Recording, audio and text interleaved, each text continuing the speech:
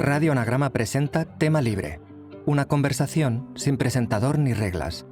La periodista Leila Guerriero y el escritor Juan Tallón trazan puntos de contacto entre sus obras en un episodio en el que reflexionan sobre el principio de verosimilitud en la ficción. En esta conversación, les escucharéis hablar sobre la imposibilidad de abarcar la realidad en un texto y destacar la destreza que ha de tener el escritor para construir una arquitectura narrativa sólida. Te dejamos con ellos.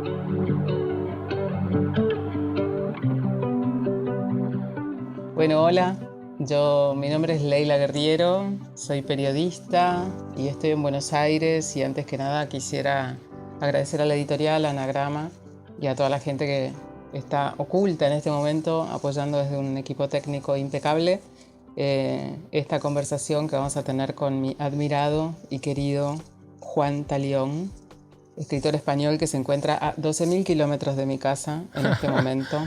Quién sabe en qué clima, quién sabe en qué circunstancias, quién sabe con qué ropa. ¿Cómo estás, Juan? Buenas. Hola, Leila. Estoy bien.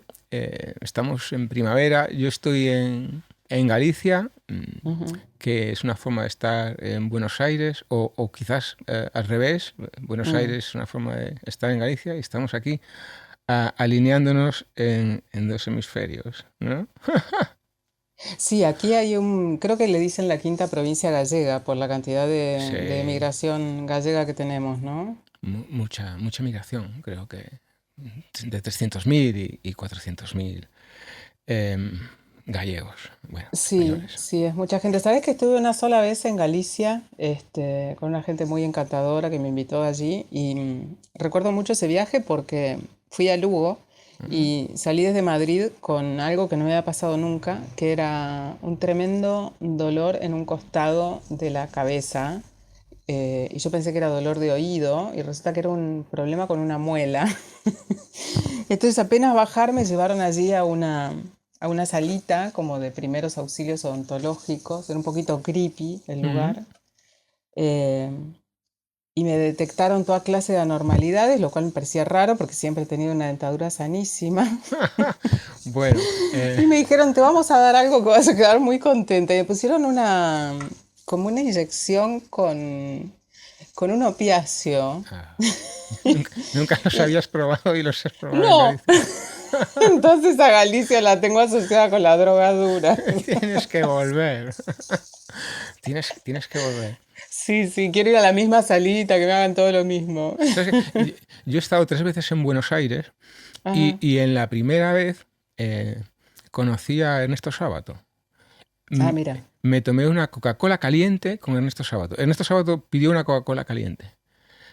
Caliente, o sea, más caliente de lo que... Sí. ¿Calentada o a temperatura natural? Porque todo puede ser con Sábato. Dijo expresamente una Coca-Cola caliente. En fin. ¿Y lo viste en la casa o lo viste en...? No, lo vi en el Tortoni. Yo estaba allí por razones profesionales y mi cometido era salir a recibirlo a él y a Elvira Fraga, que era en ese momento su pareja, salir a recibirlo a la calle y acompañarlo al Tortoni. Nos sentamos en una mesa y para hacer tiempo nos tomamos algo y él pidió Coca-Cola caliente. Y me parece estupendo. Leila, parece ser que hemos escrito últimamente 2 libros que de algún modo, pese a sus muchas diferencias, tienen también muchos puntos de unión. No sé si estás de acuerdo. Es obvio que tanto La llamada como Obra maestra parten de algo que convencionalmente denominamos hecho real, ¿no? Pero claramente tú abordas los hechos reales desde la no ficción y yo seguramente desde otro sitio, ¿no? Bueno, es distinto terreno de juego, ¿no? No sé cómo te sientes tú poniendo los pies fuera de la no ficción, pero tengo la sensación de que si a ti como autora se te pudiese reducir a digamos, a la mínima esencia, tú serías una periodista. Y yo tengo la sensación de que si a mí se me practicase la misma operación, yo sería un novelista. No sé si estás de acuerdo. Sí, estoy súper de acuerdo. Y mientras hablábamos recién acerca de lo de Lugo y lo de Sábato y la Coca-Cola caliente y el Tortoni, pensaba justamente en esta situación, cómo la gente sabe que todo lo que estamos hablando pasó, ¿no? Y no nos lo estamos inventando. Este, y lo que mencionabas recién, bueno, viene un poco a colación y también de esta conversación. Yo creo que siempre cuando me preguntan en algún sitio cómo me presentan, siempre digo periodista. Y en algunos lugares insisten en decir periodista y escritora, ¿no? Como si me estuvieran haciendo una especie como de upgrade. Y yo, digamos, no estoy en contra de eso, solo me parece que es un término confuso, porque cuando uno se denomina escritor o escritora, no está haciendo alusión a alguien que escribe, está haciendo alusión a alguien que escribe novelas o cuentos, en principio. O sea, Sí. lo que escucha la gente es eso. Y a mí me interesa mucho que el pacto de lectura de lo que escribo sea, no voy a hablar de la verdad, ni de la realidad, ni de cosas por el estilo que son tan esquivas, sino hechos averiguados, hechos chequeados, hechos reconstruidos, a través de una mirada subjetiva, pero siempre no ficción. Me incomoda un poco la idea de que alguien pueda pensar que, a pesar de que mucha gente se refiere a la llamada, por ejemplo, como tu novela, el libro no tiene un ápice de novela y me parece que a veces se confunde el hecho de que uno trabaja con, qué sé yo, técnicas narrativas que provienen quizás de la literatura de ficción, ¿no? Como, no sé, la tensión dramática, el uso de metáforas, el cuidado de la prosa, las descripciones. Se confunde eso con pensar que se está escribiendo un artefacto de ficción, ¿no? Pero toda la gente que aparece en ese libro y en todos los libros es gente que existe, que tiene o tuvo una vida, etcétera. De modo que para mí ahí no hay confusión. Pero el otro día releía tu novela, la podemos llamar así, ¿no? ¿Novela? Sí, sí, yo creo que sí.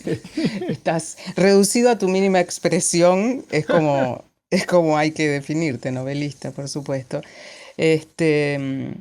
Y pensaba en eso, ¿no? En el pacto de lectura distinto que se establece en tu novela. Hay una enorme cantidad de voces y entiendo, porque he leído varias entrevistas que diste y también porque sigo tu forma de trabajar, que hay muchos testimonios que son testimonios tomados de gente que existe y muchos testimonios que son, bueno, inventados, ¿no? Y me preguntaba cómo irrumpe esa necesidad de la invención y por qué no, ya que te has tomado el trabajo de hacer toda esa investigación brutal, que de hecho explicas un poco en el libro cómo surgió la idea, etcétera. Y te tengo que decir que ya no sé si creerte, después de estas declaraciones de principio. O sea, pienso que escribiste el libro en 10 minutos, que no te tuvo obsesionado durante años, etcétera. Ya. ¿En qué momento surge, o sea, cómo surge esa necesidad? ¿Cómo brota? Desde casi lo mecánico, te diría. ¿Cómo estás escribiendo sobre, o basándote en un hecho real, también como en tu libro anterior? Y de pronto decís, bueno, no, pues, aquí se acabó el trabajo de reporteo y acá necesito inventarme algo. ¿Es una tentación? ¿Es una vocación? ¿Cómo Sí, es? yo creo que es mi naturaleza, ¿no? Mm, Eh, Como en el cuento o la fábula del escorpión y el otro animal sobre el que cabalga el escorpión, ¿no? Y en un ujú, momento dado hay una vocación natural en mí a inventar. ujú, Entonces, yo en ningún momento quiero confundir al lector. la obra maestra no es un libro de no ficción, es una novela, con lo que ello implica, ¿no? Digamos, la palabra misma novela, ¿sabes? Más allá de las herramientas que pueda compartir con otros géneros, tiene algo, o se reserva el derecho a, en un momento dado, a recurrir a la invención. Y en el caso de obra maestra, y lo que yo quería contar y lo que yo necesitaba tratar, no bastaba. La documentación que a lo largo del tiempo había compilado, los testimonios que había recogido. Como si necesitase contar algo más que no había, ni siquiera no había querido contrastar en la realidad, ¿no? Hay una necesidad de contar lo que no se puede demostrar, de contar lo no visto, contar quizás lo que no existió. Y es cierto que al hacerlo en las peculiares circunstancias en que lo hace obra maestra, en algunos casos a través de voces de personas reales, se puede generar la confusión natural de si este testimonio que presta esta voz está fielmente recogida o no, ¿no? Yo creo que aquí, si bien en el caso de La llamada es una obra de no ficción que se absorbe con el ensimismamiento de una novela, si me permite decirlo así, en el caso de obra maestra es un libro de ficción que juega, ¿no?, a plantear certidumbres que quizás no lo son, ¿no? Esas certidumbres de la no ficción. Claro, y para ello se vale de los nombres de algunas personas que son generalmente reconocidas por muchos lectores. Digamos que y a mí no me importa situar al lector, es más, creo que quiero expresamente situar al lector en esa duda constante de esto que está contando Tallón de esta forma, me hace dudar. Por una parte, sí, la persona digamos, que propone el relato existe, pero tengo la sensación de que muy difícilmente Tallón recogió ese testimonio de esa persona. Entonces queda como la duda. Y yo siempre me he manejado en ese terreno, ese terreno en el que no está claro, ¿sabes? La división entre hechos reales y hechos inventados, que al final solo tiene una denominación: hecho inventado. Si el hecho real recibe una mínima gota de ficción, queda automáticamente convertido todo ello en ficción, ¿no? Es como en derecho la teoría del árbol envenenado. Es eso. ¿Y por qué, Juan, no inventar todo directamente?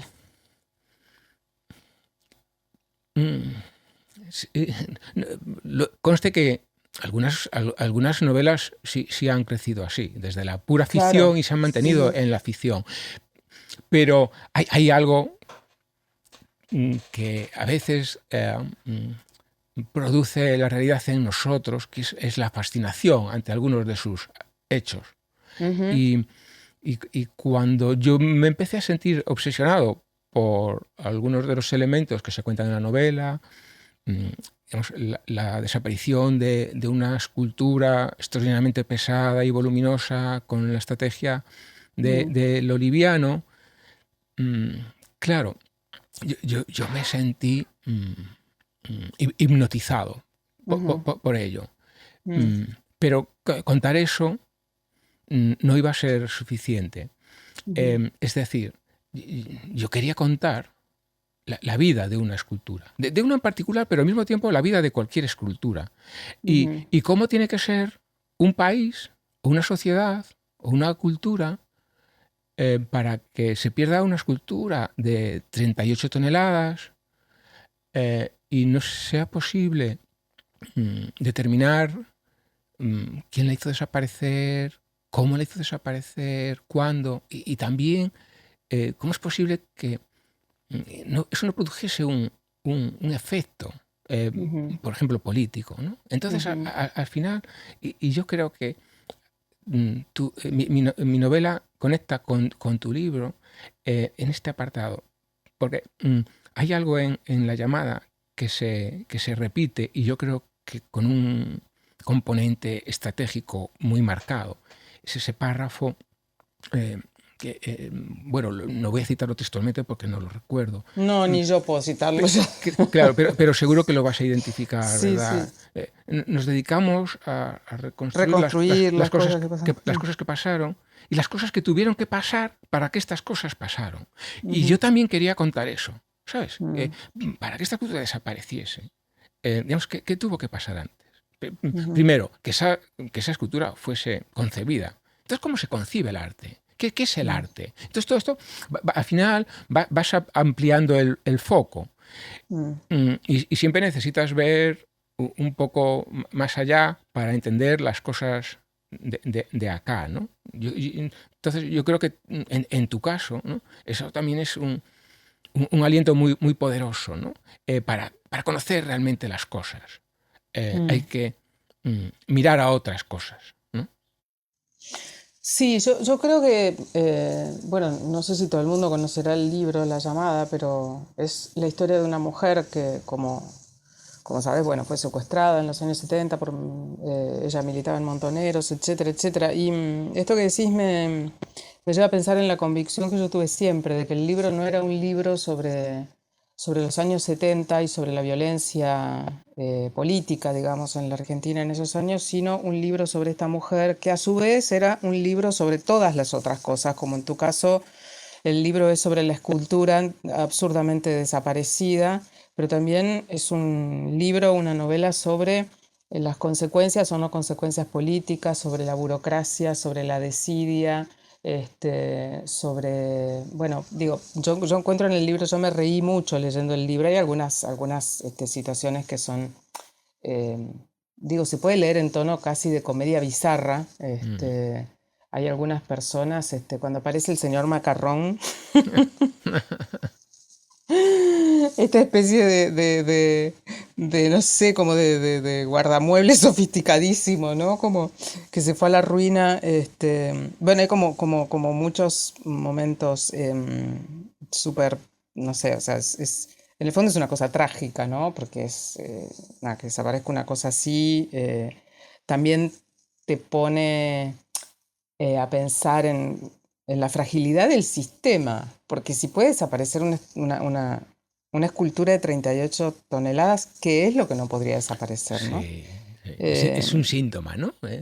Totalmente. Entonces creo que como el libro es universal en ese sentido, se apoya sobre un hecho concreto, pero se expande y habla de otra enorme cantidad de cosas. Y cuando mencionabas recién lo de como que te faltaban elementos, digamos, para resolver algunas situaciones o echar luz sobre determinadas situaciones, creo que de todas maneras tu novela no tiene como la voluntad de ser una novela de detectives en términos de las novelas clásicas, ¿no? No sos el inspector Poirot detrás de... En un punto sí, pero no hay una voluntad de dar una respuesta definitiva a la pregunta de qué pasó con...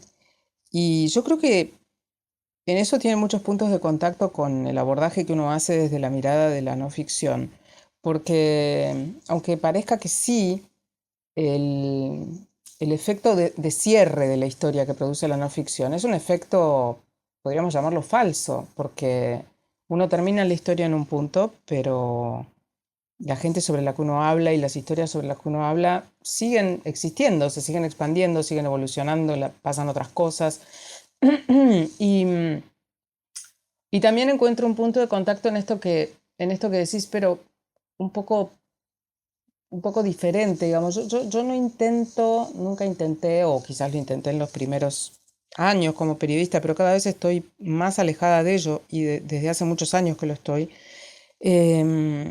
Intentar dar como respuestas reduccionistas, ¿no? Estas cosas pasaron por tales otras, y estas cosas que no pasaron, no hicieron que tales otras cosas, y entonces el resultado es este, y estos son los buenos, y estos son los malos, y estos son los más o menos. Sí. Me produce mucho rechazo leer historias de no ficción que intentan dar como ese tipo de punto de vista, porque es un punto de vista casi moralista, te diría, ¿no?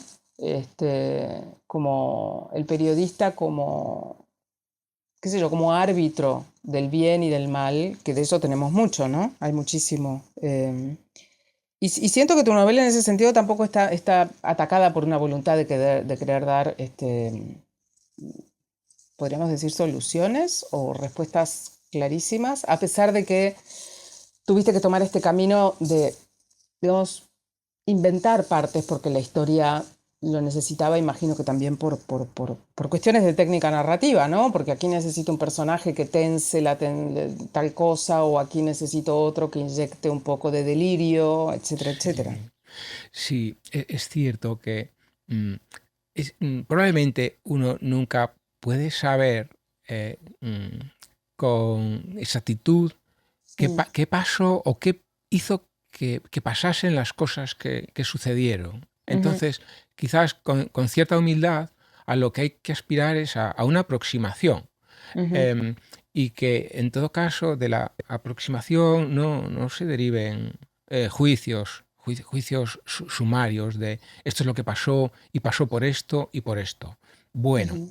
esto parece ser que es lo que pasó y, y no están claras todas las causas, ¿no? Hay historias que se preservan siempre, mm, digamos, de un velo de misterio que no hay quizás que aspirar a romper, porque a lo mejor también digamos, pierde automáticamente su encanto la historia. No sé si estás de acuerdo. Bueno, quizás no estés muy de acuerdo Mm. porque tú no puedes trabajar así, No, pero pero soy lectora de ficción, digo, claro,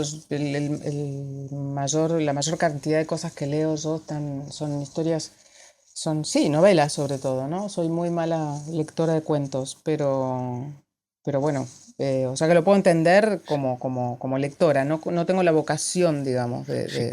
del invento.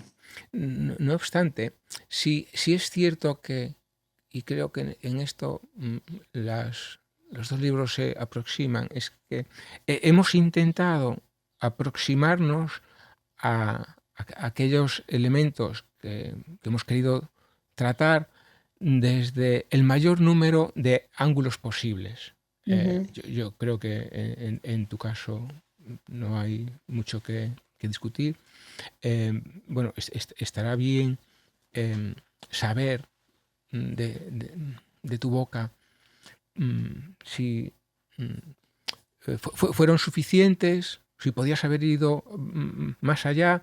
En mi caso, yo intenté agotar los modos de acercarme a la biografía de una escultura, mm, cuyo resultado fue la elaboración al mismo tiempo de la biografía de un país y de una época. E intenté que todas esas aproximaciones, digamos, a los objetos de análisis tuviesen siempre algo de original. Em, Y eso obviamente me obligaba a huir de la mera novela detectivesca, como tú la has denominado. Es cierto que la novela parte de ahí. La novela parte de la desaparición de un gran objeto. Pero se van abriendo inmediatamente nuevas formas de abordarlo, ¿no? Que no tienen nada que ver con el aspecto policial. Y al hacerlo así, uno creo que, sin querer, va alcanzando hitos. Por ejemplo, en mi caso, yo no reparé en ello hasta que un lector me lo hizo saber. Acabé escribiendo una novela sobre la administración pública. Y cómo se relaciona el ciudadano con la administración y qué significa caer en las fauces de su burocracia. Yo creo que nadie expresamente, bueno, quizás alguien, yo no me vería capaz de escribir expresamente una novela sobre la administración pública. La cuestión es que, tratando de escribir otras cosas, ¿sabes? Se va ampliando el marco y acabas haciendo lo que no buscabas hacer. Pero a la luz de estas reflexiones, de los puntos de vista y de la coralidad, a mí me impresionó mucho tu libro, La llamada. Bueno, por muchas razones, por el trabajo ingente, y de eso quizás hablemos más tarde, ¿no? De hasta dónde puede aguantar uno documentando un proyecto, ¿no? Pero hay algo en relación a la coralidad en la llamada que a mí me llama la atención, y es... Y fuiste hasta donde humanamente se podía ir en el despliegue de testimonios que podían contar algo en relación a tus objetos de estudio, ¿no? Sí, me quedé pensando en eso que mencionabas ahora y lo conecto con algo que dijiste antes, que es que se podía haber buscado más, se podría haber ido más allá. Yo creo que ahí hay un punto es como sostener al mismo tiempo dos ideas contradictorias y poder seguir funcionando, como decía Scott Fitzgerald, ¿no? Sí. Por un lado, cuando uno hace un perfil, que eso es la llamada, digamos, el retrato de una mujer en circunstancias muy singulares, uno tiene que tener la sensación de que lo sabe todo del otro, pero también al mismo tiempo la modestia de saber que no se puede saber todo acerca del otro, ni de nada, porque de hecho nosotros mismos, para nosotros mismos, somos bastante insondables. De modo que, bueno, conocer a fondo al otro. Pero hay cosas como esta cantidad de entrevistados de estas voces corales, digamos, que están sumadas en el libro. En tu caso, el artefacto, la novela funciona en sí misma como una... O sea, la protagonista de la historia es la escultura desaparecida, digamos, y todo ese coro griego ilumina, oscurece, contradice, etc. La versión o la idea de qué es lo que pasó con la escultura.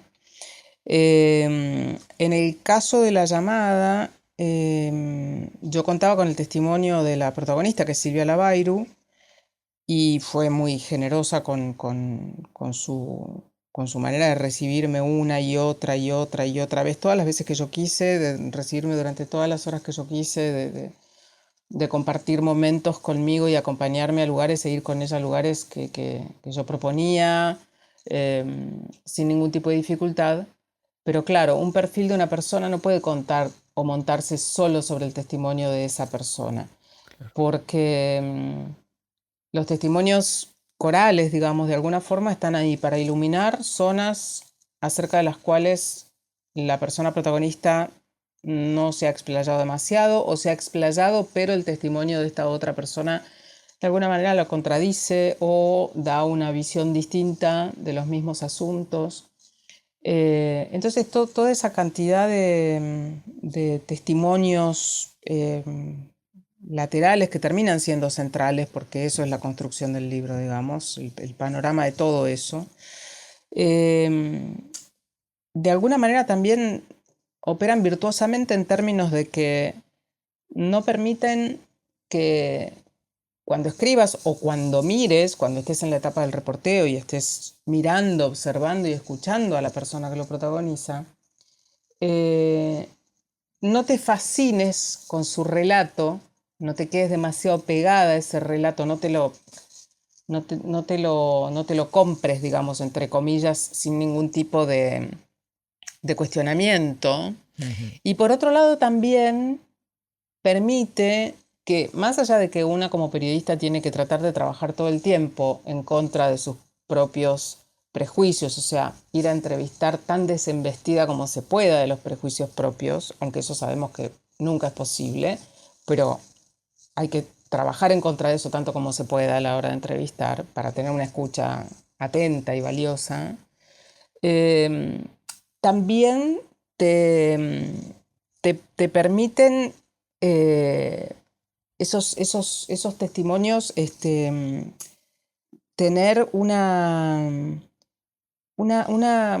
como una valoración más equilibrada, digamos, de lo que estás escuchando, porque estás tan munido de otras versiones, tan lleno de luces y de sombras y de contradicciones que ves por todos lados y de ambigüedades y de... Digamos que vas pisando, es paradójico esto, pero empezás a pisar muy firme sobre un terreno completamente resbaladizo. Entonces para mí esa cantidad de enfoques, un enfoque más coral podríamos decir, no solo es valioso, sino que es necesario y no podría trabajar jamás un libro de no ficción sin una cosa así. Esté trabajando en una crónica o esté trabajando en un perfil, ¿no? Me parece que lo que surge a veces de poner dos testimonios completamente contradictorios uno junto al otro, a veces casi prácticamente desnudos, ¿no? Como si fueran dos cabezas parlantes, da un resultado valiosísimo. Que al contrario de lo que podría parecer, porque uno está hablando de contradicción, arroja más luz sobre el relato central. Lo que sucede a veces es que, y también me gustaría preguntarte cómo manejaste eso, que esa cantidad de testimonios que uno recoge se puede transformar en algo como desbordante. Y esto que mencionabas, ¿no? Se podría haber ido más allá.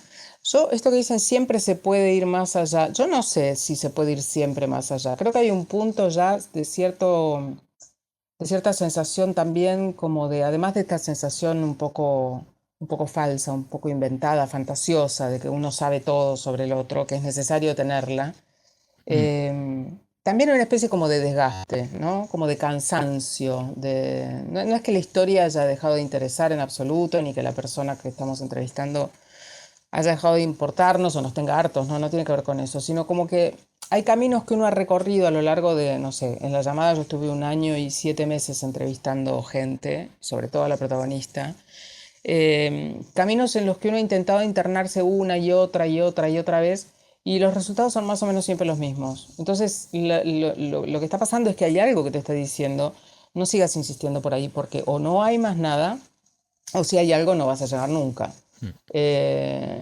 Pero manejar toda esa cantidad de testimonios puede ser un poquito enloquecedora, digamos, a la hora de trabajar yo por lo menos termino de reportear y en ese momento es el cual me pongo a escribir. No sé si es tu caso y no sé cómo hiciste para manejar, más allá de lo que acabamos de hablar, ¿no? De que hay una cantidad de personajes, en tu caso, o de testimonios que fueron como, sí, inventados, me gusta esa palabra, sí, para la ocasión.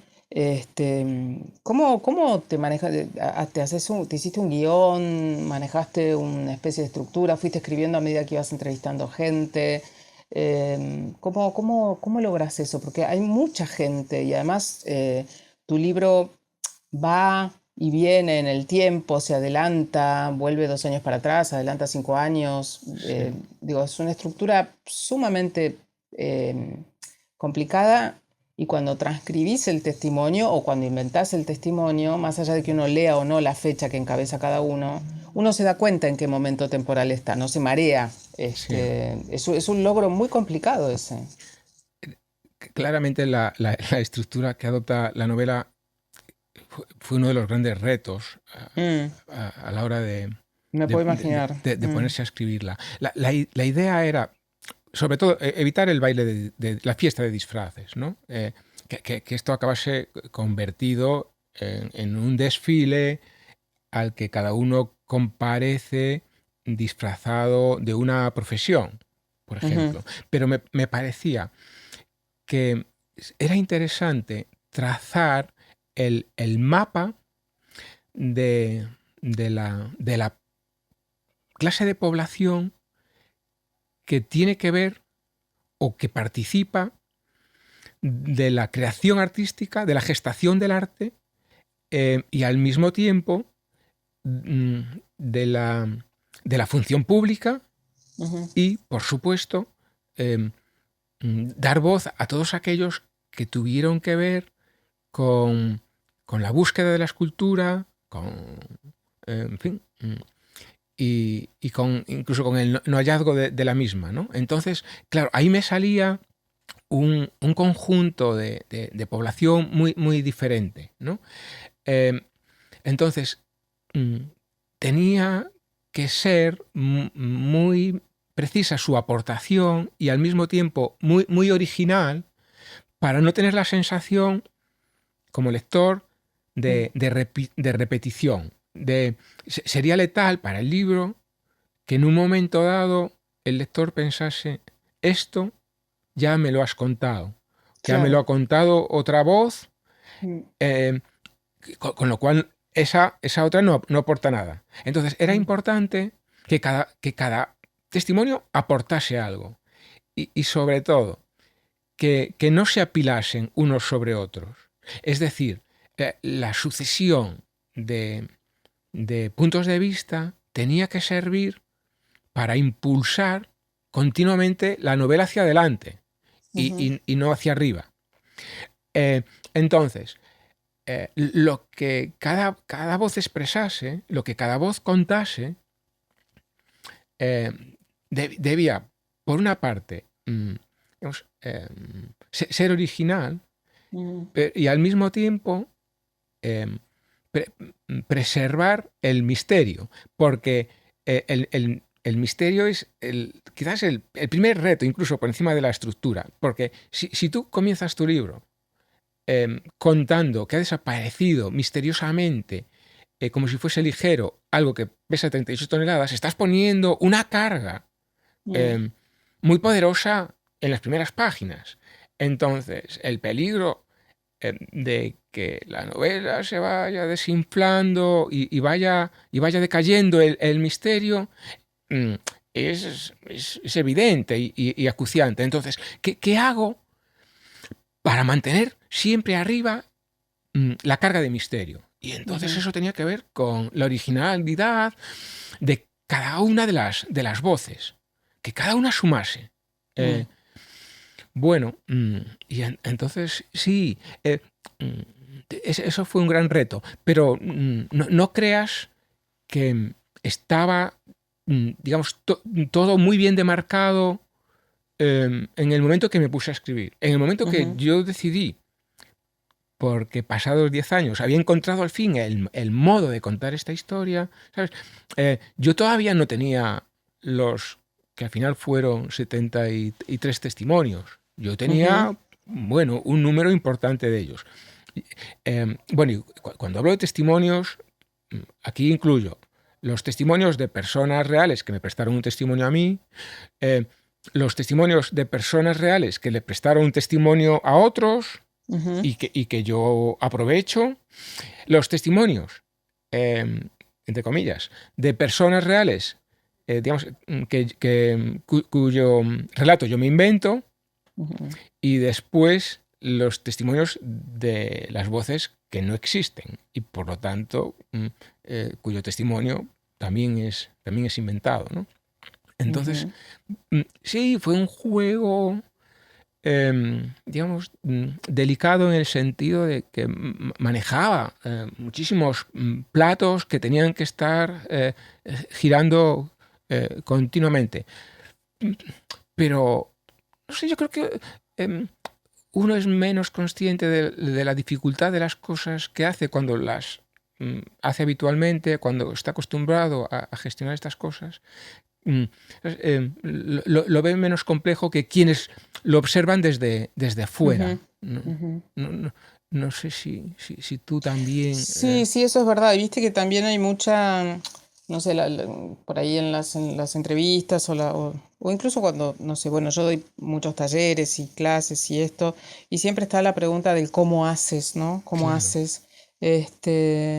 Y uno puede dar una explicación hasta allí nomás. Yo creo que esas explicaciones son un poco, bueno, son construcciones a posteriori, porque cuando uno lo está haciendo no lo está pensando. Es como cuando respiras. El que respira, digamos, bien, no está pensando en la respiración. Alguien que tiene una dificultad para respirar, sí, obviamente la respiración es un problema, ¿no? Pero cuando estás allí, no sé si te pasa, pero la estructura también es un poco... Eso es la escritura y escribir es también averiguar, por lo menos a mí me pasa, qué es lo que uno quiere escribir. No sé si uno lo tiene tan claro cuando se sienta ahí. En tu caso y en la llamada hay como dos datos que son dos datos que se pueden comer el libro en un minuto y es el dato que hay que ir escanciando de alguna Claro. manera sin que se pierda de vista, pero también que esté como expandido, esparcido a lo largo de cada uno de los libros. En tu caso es la desaparición de la escultura de 38 toneladas, y en mi caso es los 3 años en los que a esta mujer le pasó absolutamente todo tipo de traumas o de cosas trágicas, ¿no? Ujú. Entra militar en Montoneros más o menos convencida, es secuestrada con un embarazo de 5 meses, es torturada con un embarazo de 5 meses, da a luz a su hija en el centro clandestino de concentración que es la ESMA, todo esto en manos de los militares en el año 76-77, tiene que entregar a la hija. Por suerte se la entregan a los abuelos paternos, no se la apropian los militares. Le asignan un oficial para que la viole en una especie de perverso proceso de recuperación, digamos, de desmontonerización que habían iniciado los militares en la ESMA. La liberan en el 78, se va al exilio, llega a Madrid y en Madrid encuentra que es acusada por la mayor parte de sus ex compañeros de militancia de haber, de alguna forma, de ser sospechosa de haber sobrevivido, ¿no? La pregunta era como, ¿qué hiciste para sobrevivir? Eso es como, digamos, para una escritura o una mirada, un punto de vista tradicional, es como el hecho de la vida de esta mujer, o sea, no hay que hablar de otra cosa que no sea eso. Sin embargo, yo tenía claro que no era eso, que quería contar toda su vida, porque ya tiene más de 60 años y han pasado muchísimas cosas en su vida y una historia de amor con idas y con vueltas, medio como Romeo y Julieta contemporáneos que atraviesa el libro. Pero claro, la historia esa de esos 3 años en los que, como ella dice, se mandó todas las metidas de patas, o lo que utiliza una mala palabra, tenía que estar perforando toda la narración, porque de hecho está muy presente también, aunque ella no es una persona que viva toda su vida como una víctima, digamos. Y era un riesgo como, acá en la Argentina decimos como tirar toda la carne al asador, como poner todos esos datos en una parte del libro y después olvidarlos para siempre, ¿no? Como decir, bueno, y después de todo eso pasó todo esto. Eso no es narrar, eso es como hacer una especie como de compendio de datos. Pero hay otra cosa que me asombró y una cosita que quedó dándome vueltas en la cabeza en tu reflexión anterior. Una es, hay una cuestión que es un principio de verosimilitud, que uno tiene que lograr en la ficción o en la no ficción. La ficción tiene que lograrlo, de hecho, o sea, que el lector suspenda, digamos, la incredulidad y que te metas en la historia, aunque sea una historia de ciencia ficción completamente delirante, sea Ana Karenina o sea Matadero 5, digamos.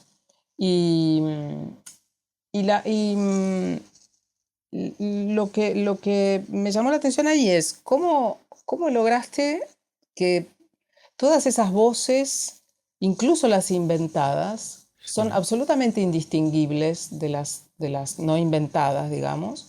Eh, ¿Cómo lograste más allá que algún lector podría sospechar, o más que nada por el contexto, digamos, este Claro. tipo seguro que se lo inventó, o sea, no hay ninguna posibilidad de que haya ido a entrevistar a bueno, X, y a lo mejor justo erramos, ¿no? Porque también pasa eso, justo lo que Sí. pensás que fue inventado es real y viceversa.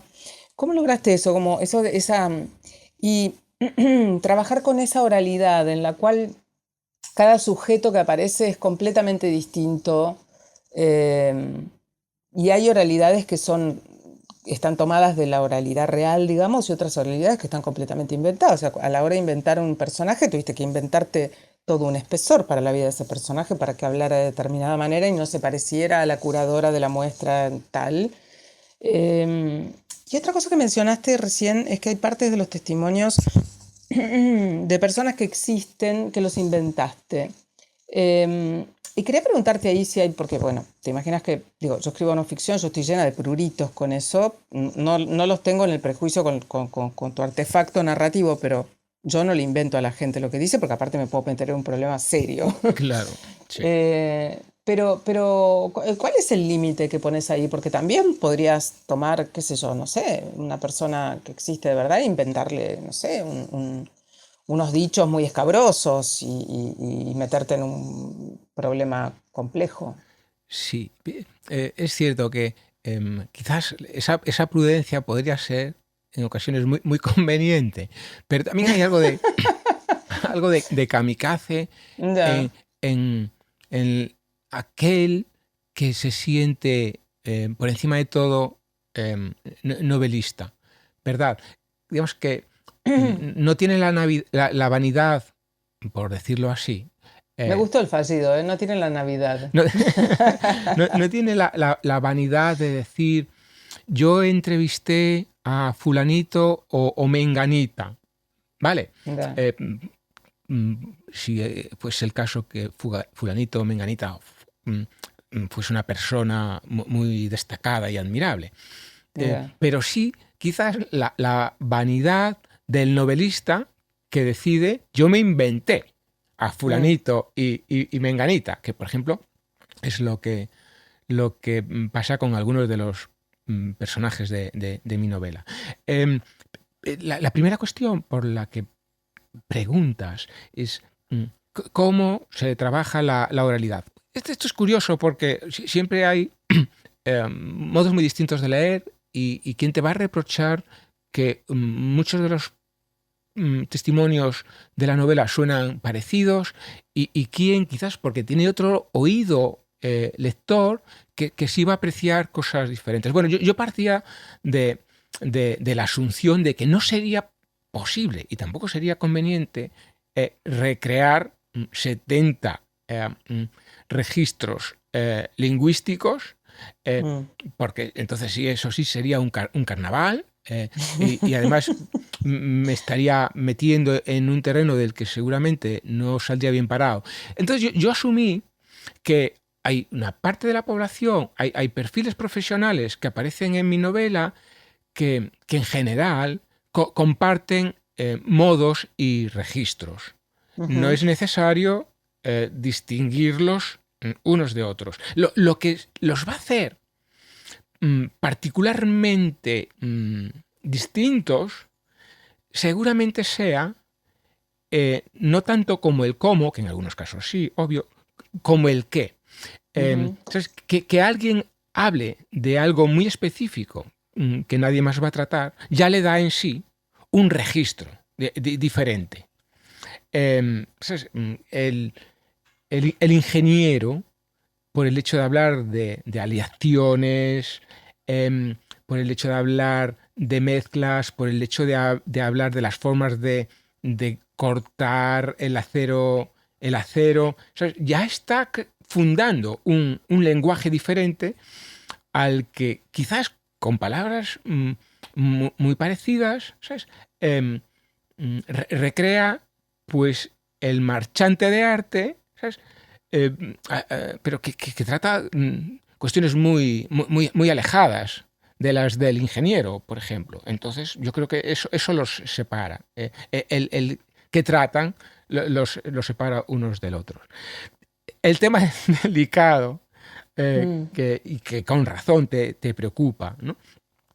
No, me da curiosidad, bueno, no me preocupa. Sí, en todo caso, si no me te preocuparía si lo hicieses tú, ¿verdad? Problema, claro.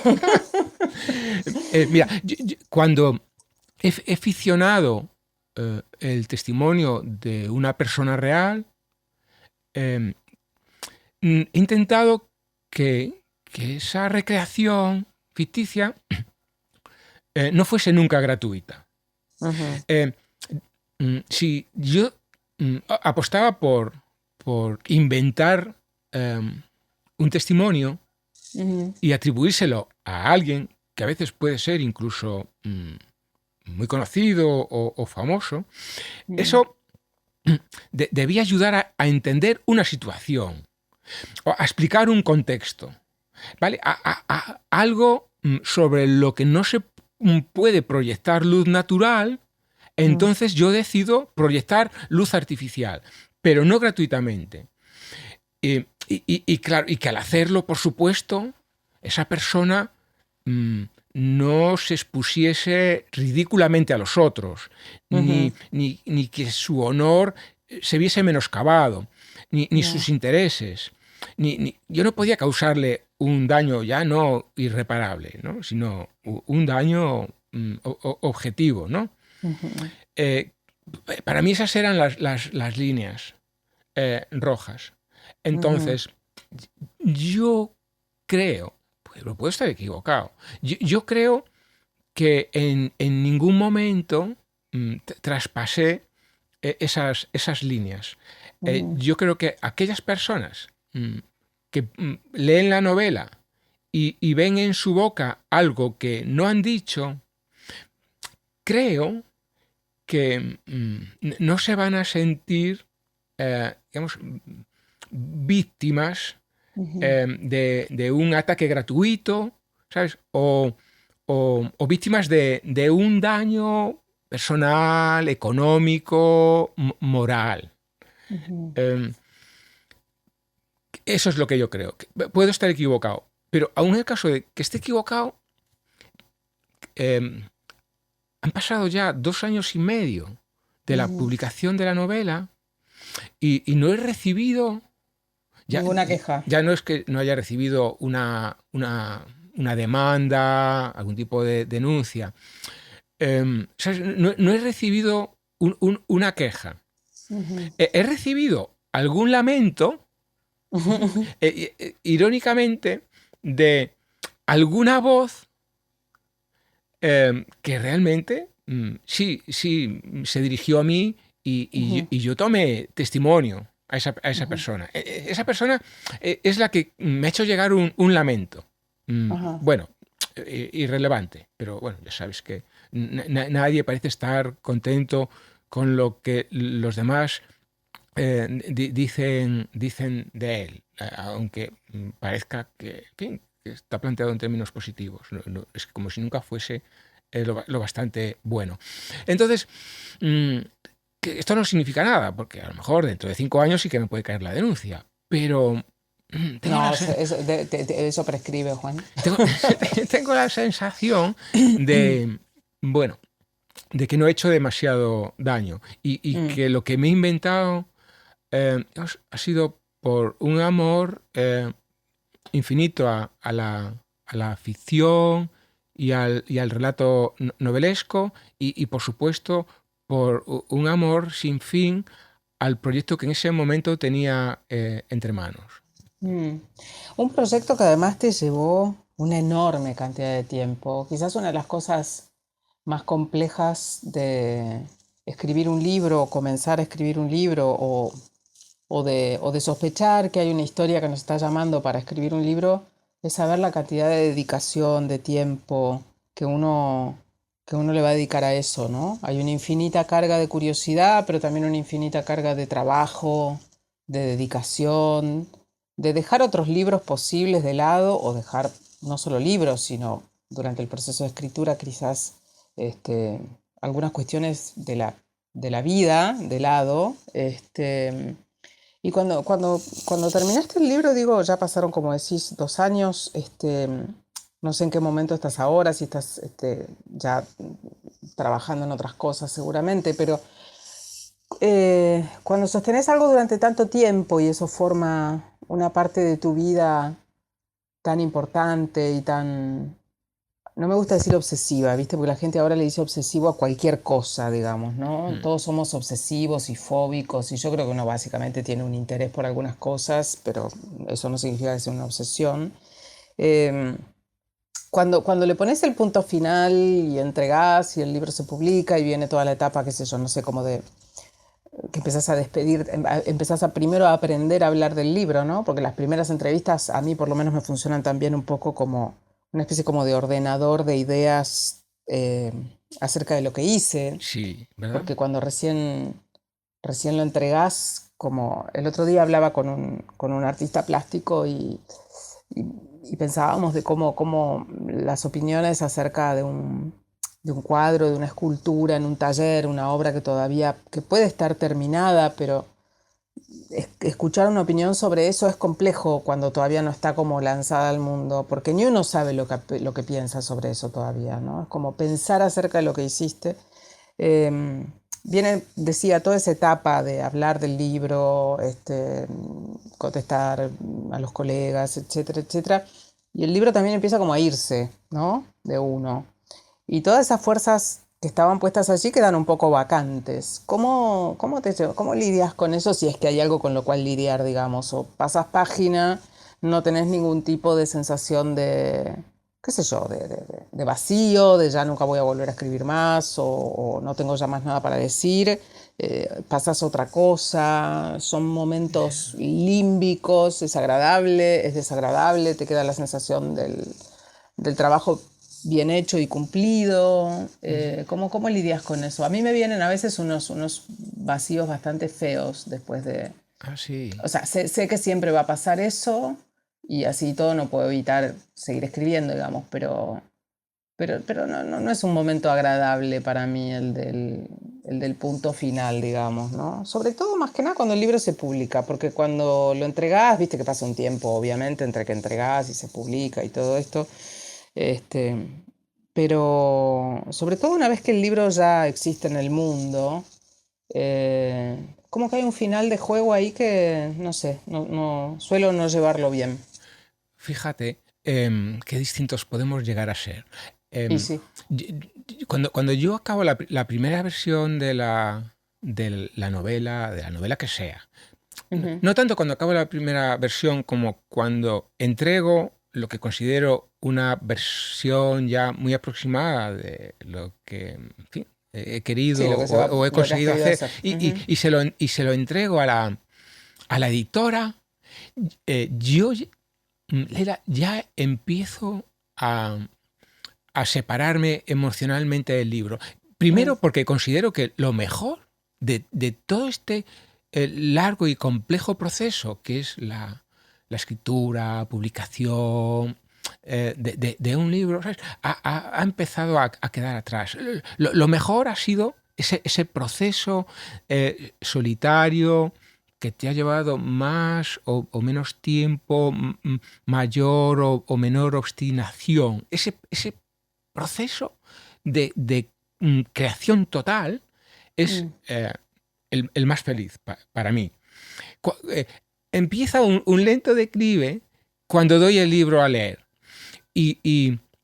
Para mí el declive emocional continúa cuando vamos editando el libro y vamos quizás mejorándolo. Mejorándolo sin duda, porque cuando 2 ojos más o varios pares de ojos más, ¿sabes? Empiezan a caer sobre tu texto, ¿sabes? Es inevitable que el texto mejore si tú eres permeable, obviamente, a las sugerencias.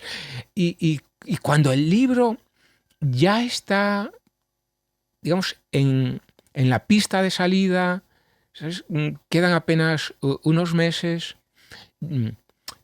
Puedes estar nerviosa por la recepción que va a tener, cómo va a ser, si, en fin, si va a merecer la aprobación, si no, pero yo ya estoy habitualmente en otra cosa desde el punto de vista creativo. Fíjate, cuando yo aún no había publicado Rewind, Rewind se publicó en febrero de 2020, yo ya estaba escribiendo obra maestra.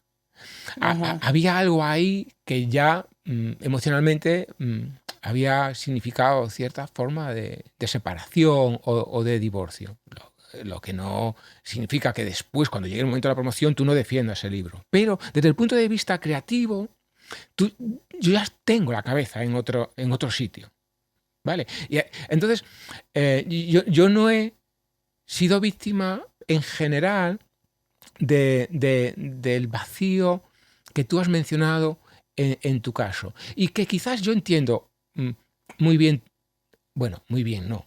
Yo creo entender tu vacío, porque realmente tú te has sometido a un trabajo, no quiero denominarlo infernal, pero como lo vemos desde fuera, ¿sabes? ¿Cómo somos capaces de imaginar lo que a ti te ha demandado, por ejemplo, escribir la llamada? Entendemos que en el momento que cierras el ciclo, después de tanto trabajo, que un cansancio se apodere de ti y que sea tan intenso. ¿Sabes? Es como cuando estás tan cansado que no puedes descansar cuando tienes la ocasión. No sé si te ha pasado alguna vez. ¿Sabes? Has estado todo el día fuera y al fin te sientas en el sofá, pero estás tan reventado que no puedes descansar. ¿Sabes? Tienes que atravesar un desierto, asumir una transición, ¿no?